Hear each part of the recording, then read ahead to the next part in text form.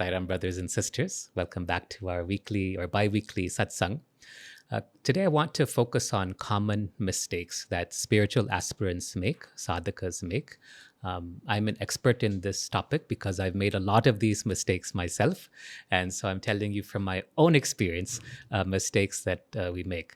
We had talked about being the witness. Do you guys remember this? Yeah, we had talked about this. In fact, remember the story that I often share years back. I think this happened in the 1980s. Swami had gone to the Madanahalli campus when it was just a primary school for young boys. And this was in the 1980s, village far outside Bangalore. And you can imagine that in those days, the quality of education for the people in those villages was not very good. And so the Sai devotees, a group of men, they called themselves the Tyaga Jivis, the renunciants, had decided to start a school in Bhagavan's name. And eventually it was taken up by Swami through his grace and became part of the Satya Sai institutions. On one such visit in those days of the 1980s, Swami spoke to these faculty members, the school teachers and the administrative staff of the school. And he said, I'm going to tell you something. I'm going to give you a mantra that is more powerful than even Panchakshari. Panchakshari is what? Om Namah Shivaya, right? More powerful than that, more powerful than the name of God. Imagine a mantra that's more powerful than the name of God. Well, Swami is like this, telling them this, and then Swami starts to tease. Would you like to know it? And they say, yes, Swami, please tell, please tell, please tell. And they're all like holding their breath, waiting for Swami to say. And Swami says, watch. And they're like this, like, watch what, And then it starts to sink in what Swami is meaning. Oh, watch. Be the witness. Be the witness. Here, Swami doesn't mean watch your words, actions, thought, character, heart. He was not referring to that. He's referring to watch. Being the witness. Just being the witness is so powerful because what happens is you start to see that you are not the world. The world is not you. You start to see that you are not your thoughts. You start to see that, okay, I have this pain somewhere in my body, but I'm not the body, right? I have these crazy thoughts, but I'm not the mind. I'm not the thoughts, yes? So this is the practice of witnessing. And it's a very powerful practice, a very simple practice. And why it's recommended is what happens is when you get established in being the witness, when you feel comfortable being the witness, then it's another simple step, a very short step from being the witness to the one who's behind that witness, which is what? The self. Being the witness is not the goal. Okay, don't mistake that. Being the witness is not the end. The witness is the means to being so quiet, so still, that you finally see the self, the one who is beyond all witnessing, right? Because in that state, there's nothing to witness. What is seen and the seer itself both go away. The problem, the mistake that you guys are making when you practice being the witness is you'll witness for a while, right?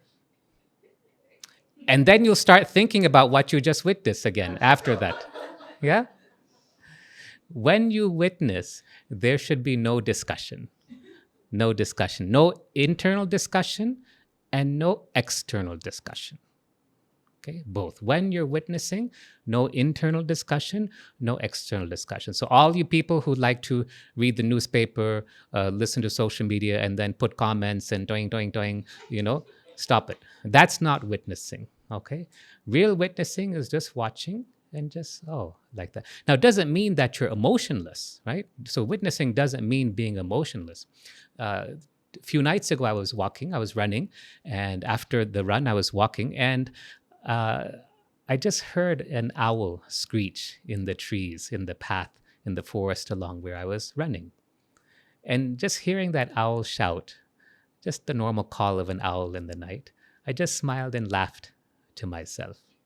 But then I let it go, okay? Now I'm discussing it, so it's truly not witnessing, but in that moment, it was just watching, without getting affected. If you zoom back a few hours before that run, I was coming home in thick Bangalore traffic. You know, this place of Bangalore where we used to live like 5 years ago, nobody knew about it. It was like a secret. No, everybody, then suddenly everybody now, like half the city lives here.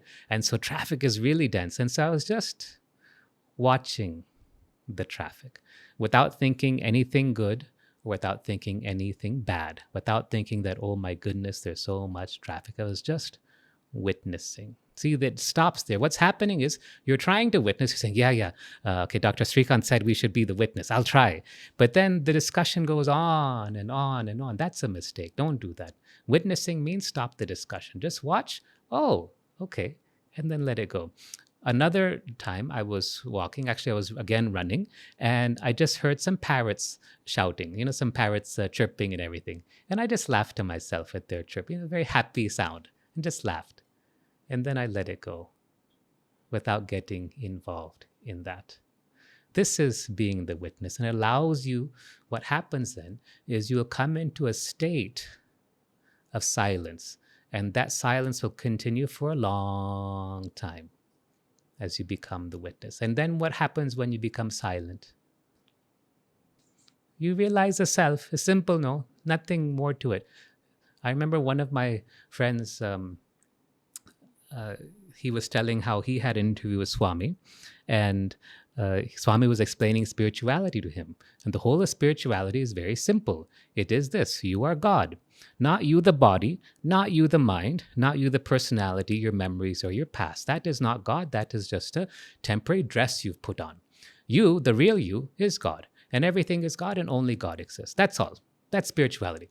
So then, and to realize that, all you have to do is to be still. That's it. All this bhakti yoga, karma yoga, jnana yoga, whatever it is, it's all just to become still. That's all. It's just a means to become still. So Swami was explaining like this, and my friend said, Swami, way you make it sound, spirituality is so simple. And Swami said, spirituality is simple. It is you people who make it complicated. He said. So let's keep it simple, be the witness, but no discussion. Okay? All right. Second mistake that I see sadhakas make. You have a beautiful experience. You feel so uplifted. You feel so happy. And then you want to go and talk all about it. Yes? Common mistake. Don't do that. Don't do it. When you have these inner experiences, keep it to yourself. Don't go and share it with others unless that other is someone who's very close to you and understands what you're talking about. If they've not had that experience, either they will feel jealous, correct? They will not understand you. They will doubt you, and then your own faith and devotion will come down. Yes? And the worst thing is, when you discuss your deepest spiritual experiences, you actually give away part of the energy that you gained from that experience. You give away part of what you, unknowingly you do that. Like stupid, no? Don't make this mistake. So if you have these deep experiences, keep it to yourself. There is an exception. If you're fortunate to be with someone who already knows the truth, you can talk to them about that. So for me, for example, it was with my grandfather. My grandfather was a highly realized soul. I remember once I was sitting with him. This was when he was living in Vijayawada. He was a yogi, such a very accomplished yogi and highly realized. And we were watching this was in the 1990s, some Telugu movie was coming on, and the good guy was fighting like 20 bad guys all at once. And he would just do like this, and all the bad guys would fly away at one time. And I was thinking to myself, and I'm sitting next to my grandfather in the chair, and I said, I wonder what a self-realized person is doing watching a movie like this. Just thought came into my mind. After a few moments, my grandfather turned to me and he said, you might be wondering what a self-realized person would be doing watching a movie like this. And he said to me, actually, I don't see anything. I just see the self. There are actions, there are pictures on the screen that's happening, and it's entertaining for whatever it is. But all of this just becomes the self to me. Yeah.